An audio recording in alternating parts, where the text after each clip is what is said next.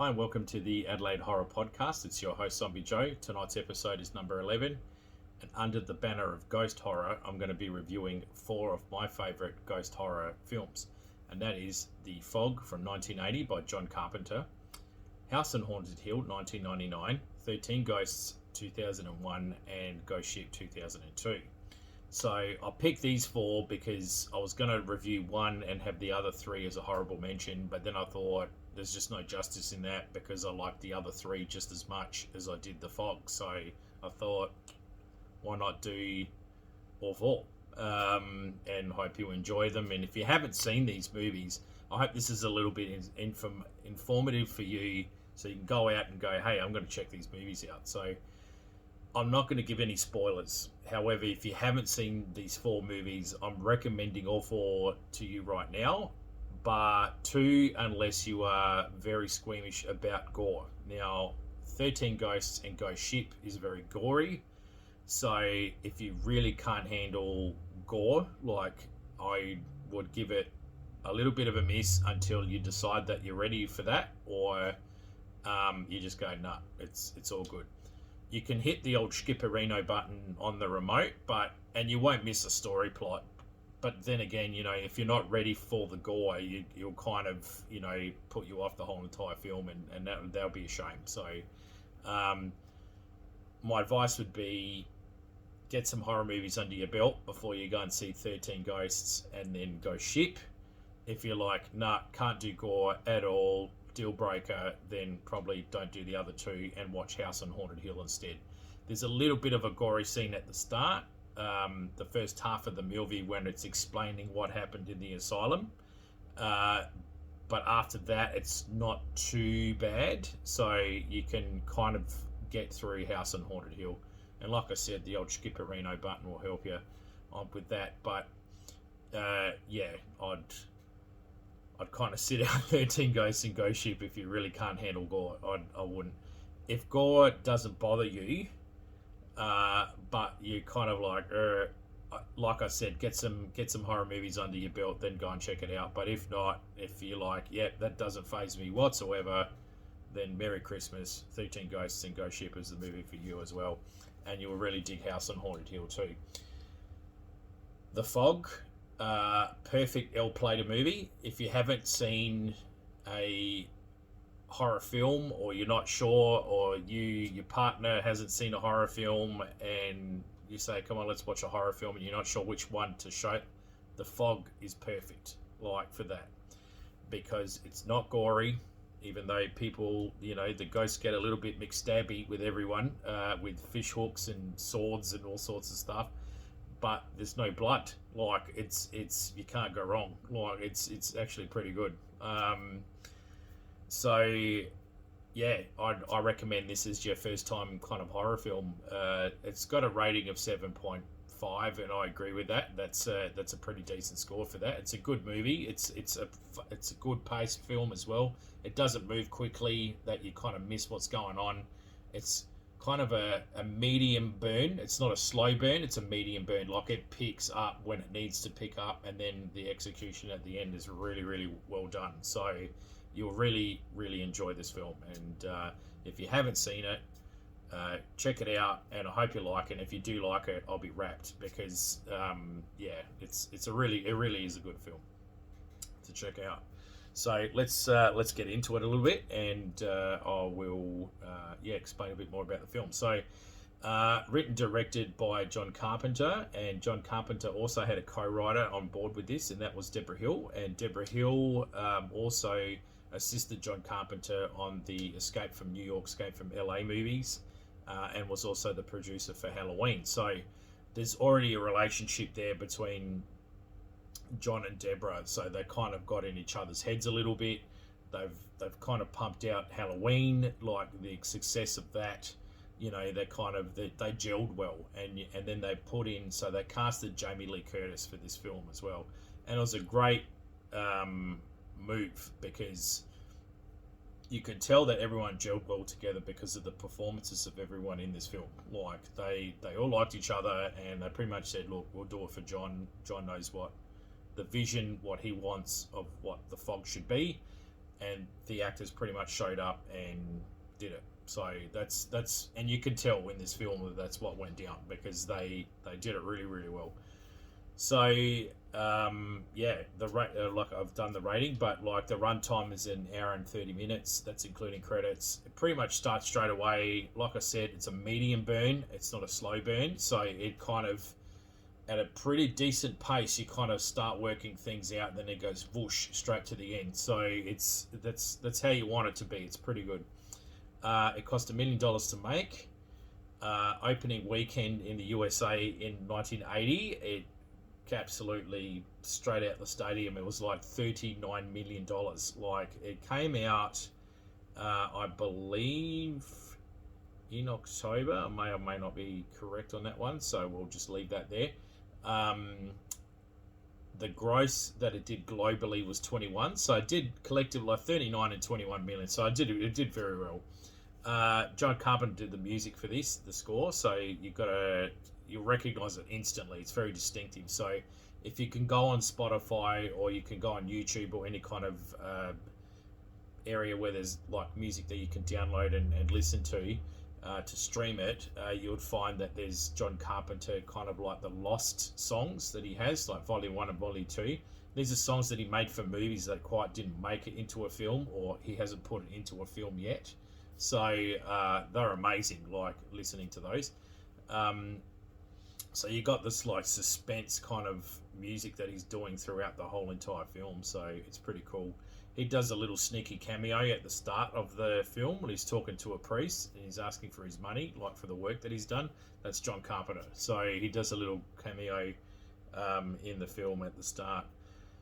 The cast is really well done. So you got John Horseman. Now he plays Mr. Markin. Now he's at the start. He's telling the kids the ghost story about Antonio Bay, how it started, and how the original settlers of Antonio Bay set up a ship called the Elizabeth Dane to come too close to the shore and smash on the rocks on purpose, because they could grab the Spanish gold that's in the ship. The crew of the ship and the people on the ship had leprosy. So he doesn't explain that to the kids, but the ghost story is like, this is what happens, and then 100 years they said that they're going to come back and get everybody. So guess what? It's 100 years. So the kids are like, ooh. So that was pretty cool. We've got Adrienne Barbeau. She plays Stevie Wayne, and she's done some cameos in Love Boat, Murder, She Wrote, and then Creepshow, the old Creepshow in the 80s, and the new one now in 2019.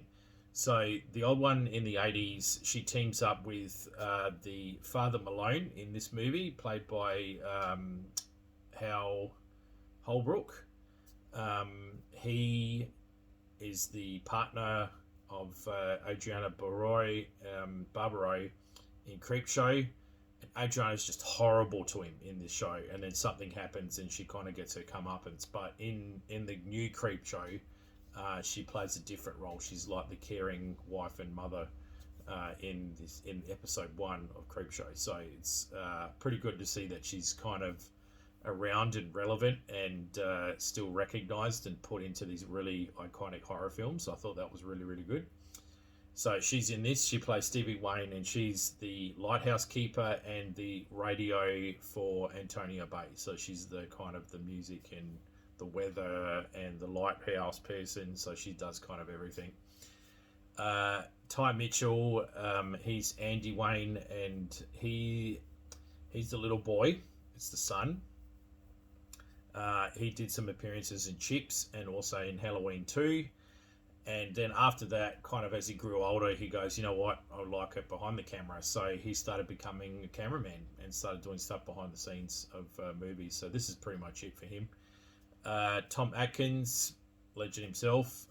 His character's name is Nick Castle. So it's not the Punisher, but he kind of fits the bill, you know. Like after a while, he just becomes like, that's it. I've done with enough supernatural entities. I'm just gonna paint a skull on my t-shirt and start kicking ass. I can agree with that. But so Nick Castle, he's kind of drifting in, and he's also friends with some local people in the town as well. So this is really his first horror film, because after this was Night of the Creeps, and then he went on to do Halloween 3. So this is his first movie, and I think because of this, everyone said this guy needs to do horror films. Like he kind of fits the bill. Jamie Lee Curtis, so she plays Elizabeth Sholey, and so we know her from the Halloween franchises. She also, her earlier work in horror films, and I really dig these movies, was Prom Night and Terror Train, that she did. Her mother is in this movie as well. She plays Kathy Williams, and that's Jeanette Lee, is Jamie Lee Curtis's mother. Iconically, she is the woman in Psycho. If you didn't know that, that's who that is. That woman screaming before the iconic violin music, and she gets stabbed in the bathroom. That's Jamie Lee Curtis's mum, Jeanette Lee. So she plays, like I said, Kathy Williams in the movie. I'm trying to work out whether she is the mayor or she is the wife of the mayor in this, but because of the name Williams, it kind of there's a reason why there's a thing going on with the ghosts and her. So she passed away. Jeanette Lee passed away in 2004, and so if you look at her kind of film thing, she's got 50 plus years in the movie industry, either doing something scary or other kind of movies, and that's pretty phenomenal, like to have a track record like that. So, and it was pretty great having someone like that in your movie. Like, she could have turned around and said, mate, she could have said, John, you know how many movies I've been in, like, before this, like, and then not after as well. So, you know, she's got quite amount of films under her belt, and I thought it was really great that she took the role on. And then we have, like I said, Hal Holbrook. He plays Father Malone. Like I said, he was in Creepshow with Adriana Barbaro. And then there was Nancy Loomis. Now, she's not known as Nancy Loomis. She's now known as Lancy Keys, which is Kyes. Her character's name is Sandy Fidel, and she is the PA to Kathy Williams. So this is why I was trying to work out whether she actually is the mayor or some kind of higher up person in the town. But she must be, because she's rocking her own PA. So, you know. Anyway, Sandy Fidel, that's her role. Sandy is in Halloween 2, and Halloween 3. So she's done the Halloweens. Nancy, so like I said, Nancy Keys, and basically dropped the Loomis after a really nasty divorce. So that's what kind of happened there. So the brief rundown of The Fog is, it's Antonio Bay. It's celebrating its 100th year anniversary. As at the start of the film, Father Malone, there's an incident, and Father Malone discovers the journal to the town that is kept in the wall, buried in the wall of this church. As he pulls the journal out, he kind of reads the journal entries and works out that it's actually his ancestor who's the priest in this town, and all the stuff that they did in order for this town to kind of thrive, and it wasn't really great. So he kind of is like, oh my God, like we're a part of this kind of thing. And then, so of course, it's 100 years, the fog returns, and so do the ghosts of these people that were wronged on the ship, the Elizabeth Dane, that was carrying Spanish gold. So that is what the fog is about. And once the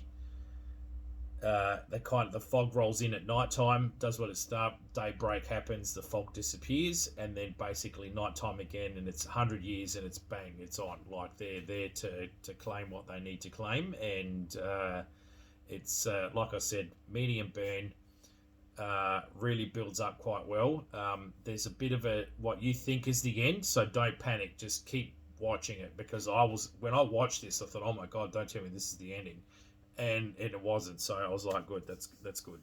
So keep pushing through it. Don't think that was the end, and you'll be. It's pretty impressive, like what goes on.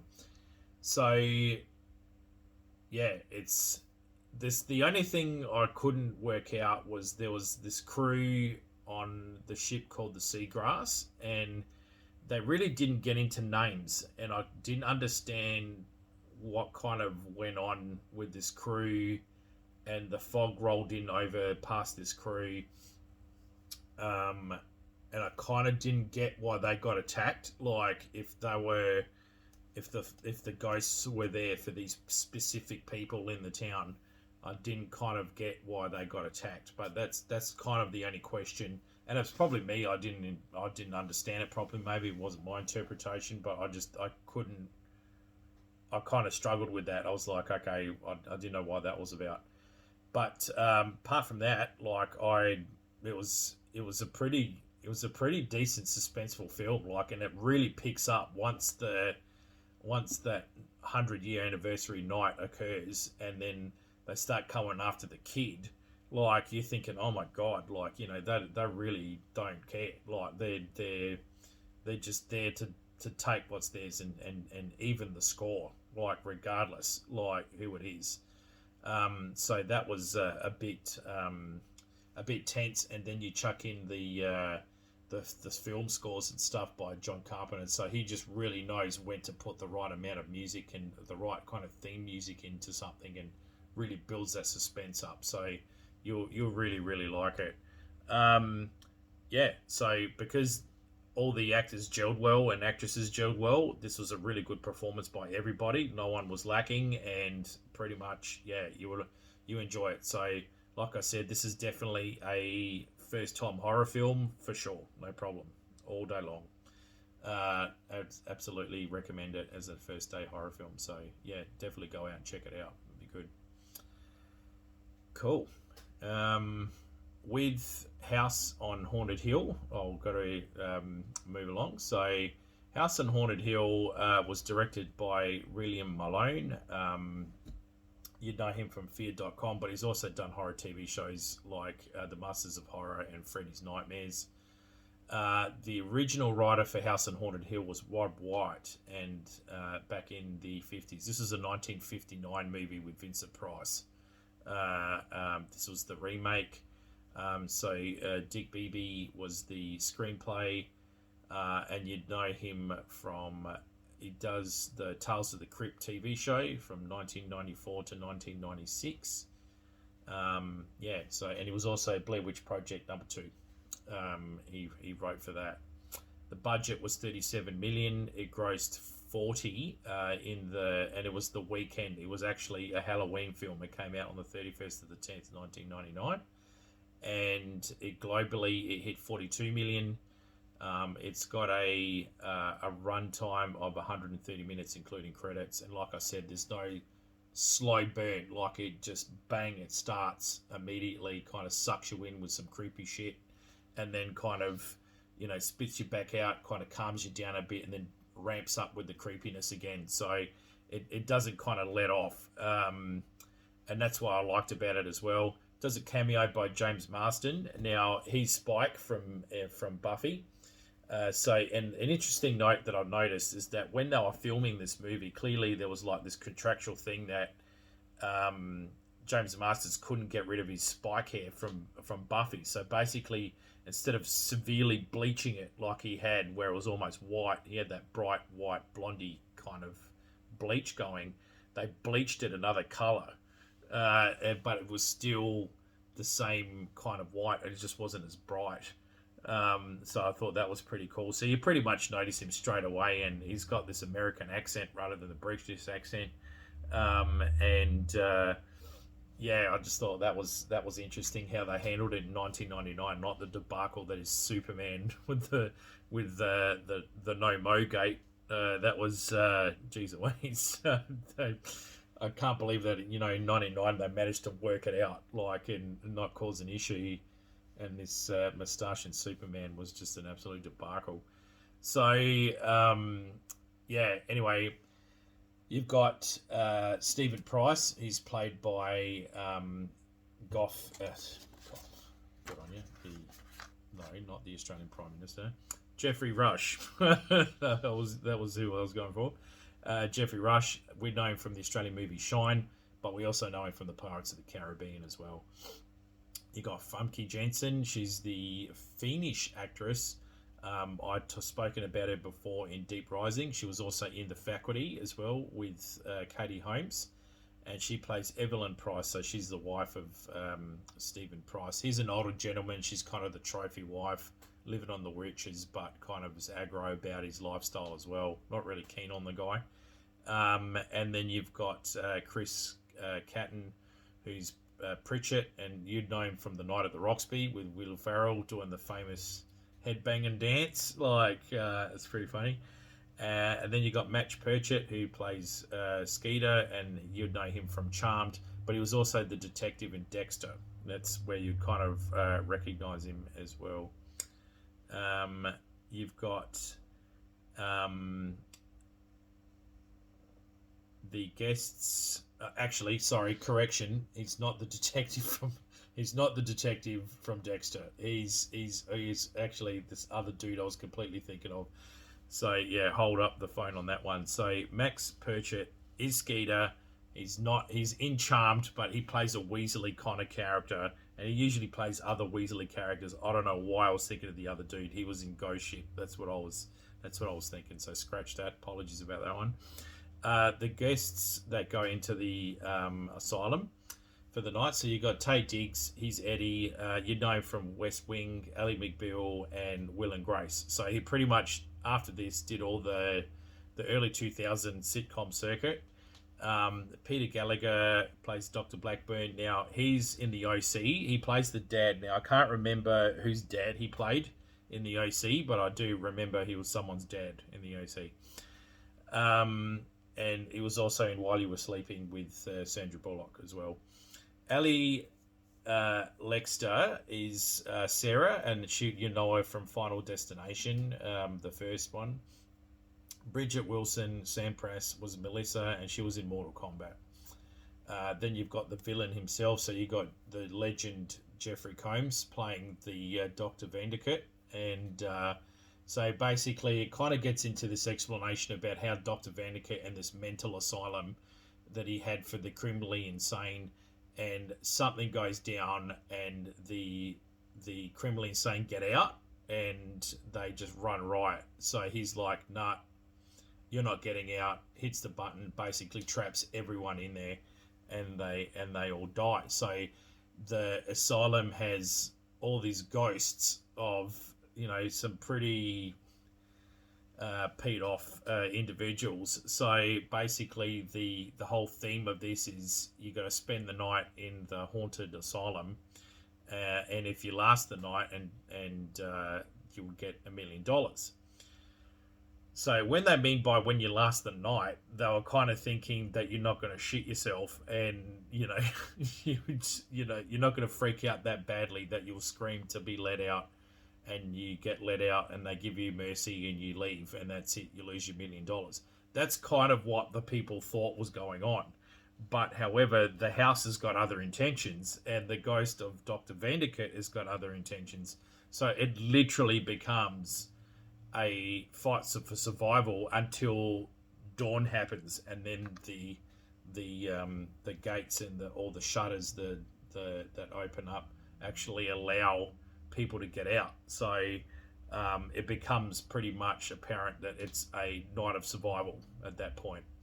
So that's where it gets really interesting, and again it becomes this kind of really spooky kind of intense revenge ghost story.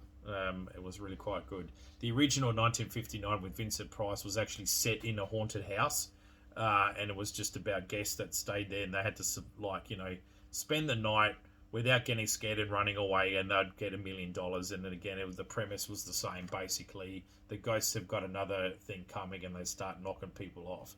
So that's the thing. So you'll definitely enjoy it. First time horror film. I'd get some other horror films under you, and then go and watch it. So unless you're massively jumping into the deep end, then Merry Christmas. this would be the film for you. So yeah, definite recommend. I liked it. I'd say it's 7 out of 10 for me on this one. It's good. It's got some, it's got some flaws. It's probably not for everybody, but I really loved it. I thought it was great, and it did what it had to do. It's like a turn your mind off kind of horror film. Watch some, eat some popcorn, and just get a little bit spooked out. So it's good. It's good fun. 13 Ghosts, directed by Steve Beck. Now, both these movies that I'm talking about, so 13 Ghosts 2001 and Ghost Ship 2002, are both directed by Steve Beck, and he did The Hunt of Red October. It was written by Neil Masters Stevens. Now, he did a movie called Hybrid in 2010 about a hybrid car, about hybrids that start killing people. So I'm just going to leave that there and move on.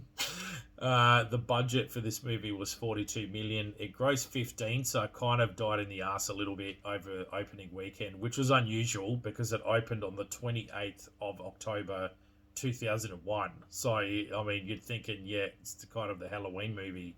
So I don't know why it kind of conked, because you've got Shannon Elizabeth, who pretty much American Pie. Like, we all know the scene from American Pie that she's involved in at the end. And she's quite popular.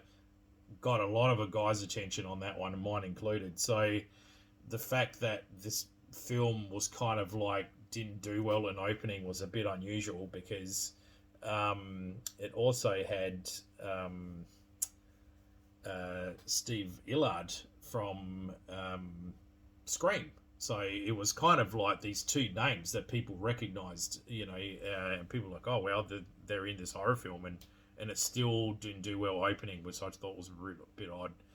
But it is what it is, what do you do? But it grossed globally 68 million, so it was kind of a bit of a redeeming thing there. Overseas kind of saved it, probably the China market and us and the UK, Europe kind of boosted the numbers again. So that kind of saved them. It goes for an hour and 30 minutes, including credits. And like I said, it pretty much starts straight off, and it doesn't kind of, there's no slow burn. It picks up straight away, and it carries you through the whole entire film. So it's got your attention the whole time. Like I said, it got released in the US on the 28th of October 2001, and was released for us in December. So it was a summer holiday movie. So Tony Shalhoub is Anthony Critus. I can't remember the Cyrus. No, Cyrus is the uncle's name. Yeah, I can't pronounce the last name. But anyway, so Arthur, you would know him from Monk and Galaxy Quest. That's who he's from. Shannon Elizabeth, like I said, that she plays Kathy, so it's Arthur's daughter, and we know her from American Pie and Jay and Silent Bob Strikes Back. So you've got Alec Roberts, who plays Bobby, and he plays the younger brother of Kathy and the son of Arthur, and he did a cameo in ER, and he also appeared in Traffic. F. Murray Abraham plays Cyrus, the older uncle, the dude that pretty much kicks this whole thing off. He's like the creepy uncle that is into all ghost hunting and stuff, and is all around generally a nasty pasty, which we go and find out later. So he's always played villainous roles. Like I've never seen him in a romantic comedy. Like, so he's kind of always been a bit typecast in those nasty roles. So he was in The Good Wife. He's got a role there. Ray Digger, spelled R-A-H, and then Digger, D-I-G-G-A. She plays Maggie Bess. Now, she's the nanny for Bobby, and it was basically helping the family through a loss. Arthur's wife had died, and so they lost their mother. He's lost his wife. They're all down in the dumps. They're kind of financially in a bit of a stretch as well. So Maggie's there to help the family as well with stuff. You got Matthew Lillard, who plays the ghost hunter that meets up with them later, and we know him from Scream. He also, after this movie, he went on to do all the Scooby-Doos. So that was kind of it for him for major horror films. And then you've got A.R. Byrne, who's Benjamin Marsden. You're known from Teen Wolf, the 100, and NCIS and CSI. And he always kind of plays the kind of villainous roles as well. So basically, Cyrus leaves the house to Arthur after he dies, and so the family are thinking, great, we've got this house now that we can all live out of instead of living in this kind of tight apartment that you see that they're in, and they're practically living on top of each other. So they kind of automatically jump at the chance to go and see, to go and live in this house that Uncle Arthur has left him. Unbeknown to them about Arthur's activities and his kind of sinister motive, why he's kind of doing it. So even beyond death, this guy's an absolute prick, for doing it. As you later find out. And so they all go there. The lawyer said, yeah, this is the keys. He comes along as well to open the house up, and that's when Dennis sneaks in. That's Stephen Matthew Lillard's character sneaks himself in, dressed as a tradie, and says, "Okay, I'm here to fix this up," and blah blah blah. So he sneaks in too because he wants to see what this house is about, like what Arthur has done. What Cyrus has done to get these people into the house, and inadvertently they get trapped in the house. As soon as the house gets people, it's like goody dinner time. So they get trapped in the house, and they get trapped in the house with 12 ghosts that have been all captured by Cyrus. And you say, hang a minute, Zombie Joe, I've watched a lot of plays called Sesame Street. This movie is called 13 Ghosts. You said 12. That's correct. Because the question is, who's going to be the 13th ghost in this house to complete what it needs to complete, which is the Dark Zodiac. Now, this is a remake of a 1960s movie that came with 3D glasses. So you would go to the movies, you'd see 13 ghosts, you put on the 3D glasses, and you would see ghosts jump at you through the film, which I thought was a brilliant kind of thing to do in the time. They didn't do 3D glasses in this movie. Thank God for that, because this film made me jump numerous times when I was watching this. I went to go and see it on my own at 10 o'clock session at my local cinema. I was loving the fact that I was the only person in the cinema, so I was banging on my popcorn and drinking my giant Coke, and always have a chocolate chip sundae as well with it. And I'm sitting there snacking on my ice cream, and all these ghosts start jumping out, and I almost started bloody wearing my ice cream and my Coke, and the freaking popcorn went for a fly at one stage, because the jump scares in this are pretty decent. And so that's good. I'm going to read out to you the 12 ghosts that are involved in this. So you've got the Torn Prince, the Gambino, the Angry Princess, the Bound Woman, the Pilgrimess, the Great Child, the Firstborn Son, the Jackal, the Jorgonaut, the Weathered Lover, the Hammer, and the Dire Mother.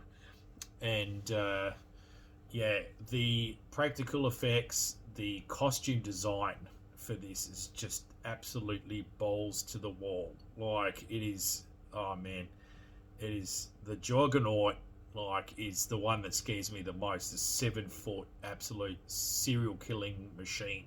Like, and he's, oh man. I've got a link where it explains the characters, like, behind the ghosts of these things. I'll put it up in the notes in the Facebook group, so you can have a click and read through all these kind of spooky ghosts that were involved in this movie. But like I said, they make up the Black Zodiac or the Dark Zodiac, I think it's called. And so that's what 13 Ghosts is about.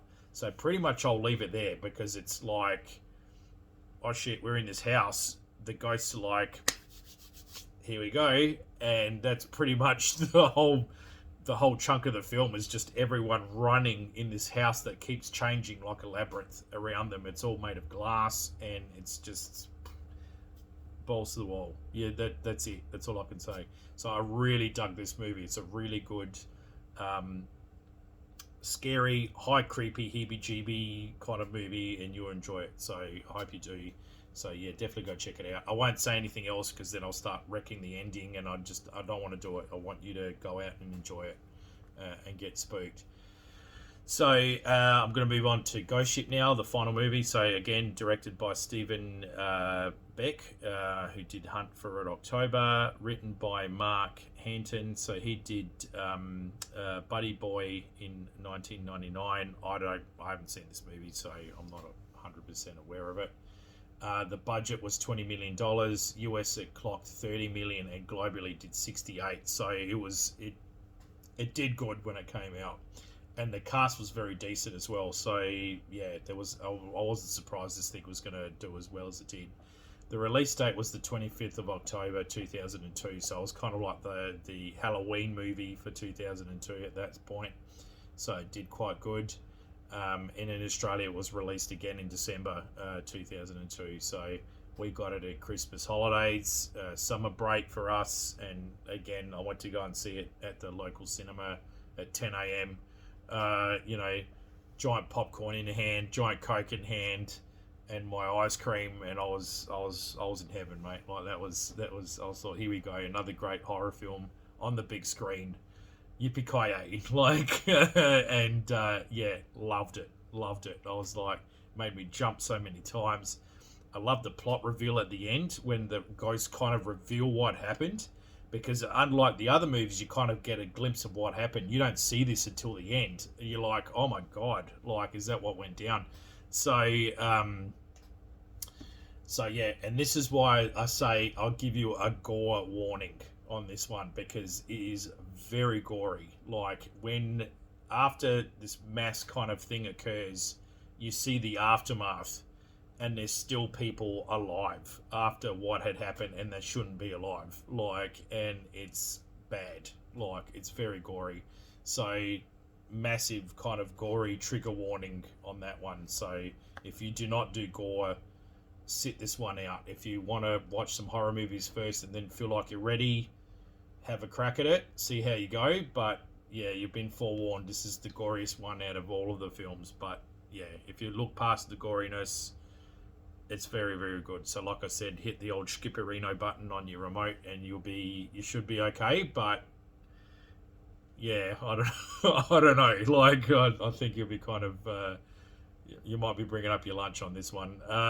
Gabriel Byrne is the cast. So Gabriel Byrne plays Murphy. He's the leader of this salvage crew. You know him from Usual Suspects. He also played the devil in End of Days. Like, he was really, really good in that. Julianne Margulies is Epps, and you know her from ER. She was pretty much the start of ER and the end of ER. I think she was like through the whole show.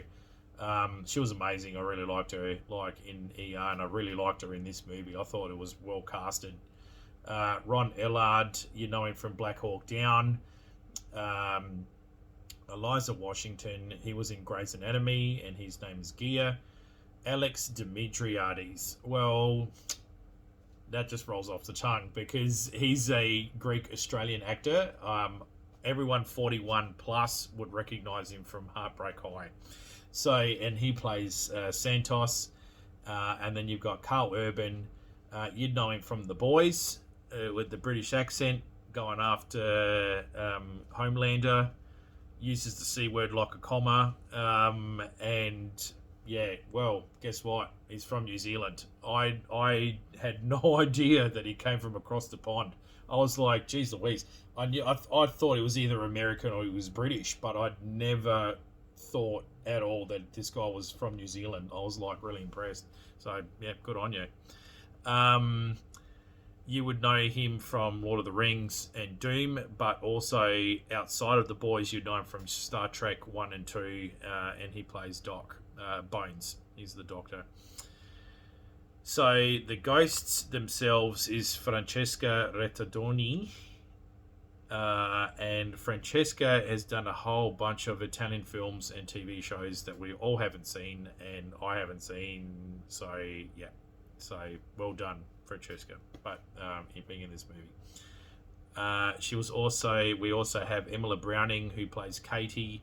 We know her from Sucker Punch, sorry, and you know her from Legend. She went on to do some more adult roles, but she was the little girl in this movie, the little girl ghost that kind of warns off and kind of sticks with Epps and kind of warns her and the other crew about what's going on, and then shows her the how everyone died, like initially,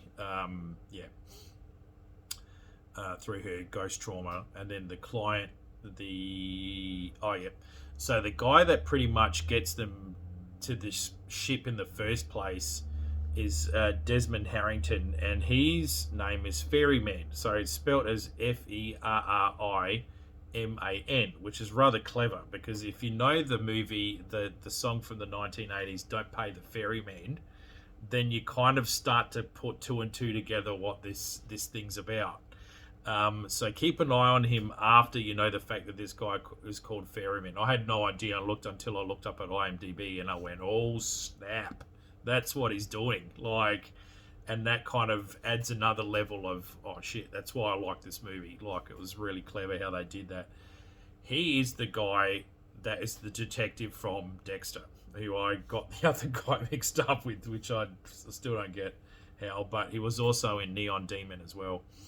So basically, he comes along after there's a ship salvage kind of thing that they did at the start of the movie. It's kind of how you get to know the characters with the ping pong kind of dialogue.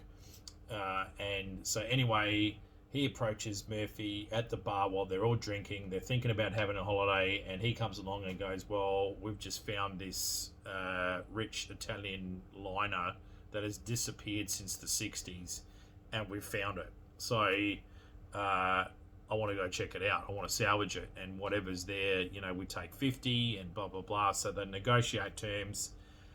The crew are kind of going, well, we're kind of due for a holiday. Like, what do you reckon? So they all go around and they start, yeah, we'll take it. There's a bit of Event Horizon in that, because the story plots of Event Horizon and this are almost the same. You've got the crew that are kind of getting talked into going and seeing this abandoned craft that has suddenly appeared out of nowhere. As whether Event Horizon, they were kind of forced to go as a job. Like, they had no choice but to do it. So there's similarities between Event Horizon and Ghost Ship, and also Deep Rising as well. The mercenaries boarding the ship after the monsters cleaned it out. And so they're going through the ship, and they want the jewels and the diamonds and the riches on their ship. The salvage crew are thinking the same thing, because they're thinking, if this is a luxury liner full of rich people, there's got to be treasure in this thing. And so they're kind of greed, but at the same time kind of like, we want to be the crew that finds the ship that had been missing for this whole entire time. So it would make them famous, and their status will go up if they do it. So a bit of greed, bit of status, bang, and that's the kind of cautionary tale, boys and girls. Especially when the ferryman comes up to them and says, "Hey kids, I've got a ship for you." So that was kind of interesting. So eventually they find this ship. There's almost like these consistent kind of stuff ups that occur, like while this is all occurring, and then they finally board the ship. And once they're on the ship, they start kind of thinking stuff's wrong, and again the ship kind of comes alive because of these ghosts involved, and it's a battle of survival. So with one ghost helping the people and the other ghost trying to knock them off. So and yeah, I'm just going to leave it at that. So that's why I enjoyed it. So again, I'm not going to bang on about it too much, but yeah, very gory movie. So not a first time horror film movie. Get some under your belt. If you do not like gore, it absolutely is not your thing, then set this one out, because it is gory, and yeah, it will shake you a bit. Cool. So anyway, I hope you enjoyed this episode and run down through these 4 fantastic ghost movies that I really, really enjoyed. Like I said, I've got the In-Depth Kind of Toony episode on Spotify and Stitcher. So go and check those out on that panel. Like and subscribe to my YouTube channel to get more updates on upcoming episodes. Next episode is going to be the Adelaide Horror Podcast first Halloween special. So that's exciting. So I'll be doing something for that, and yeah, I'm looking forward to it. So cool. So anyway, until then, stay scary, and I'll see you in the crypt.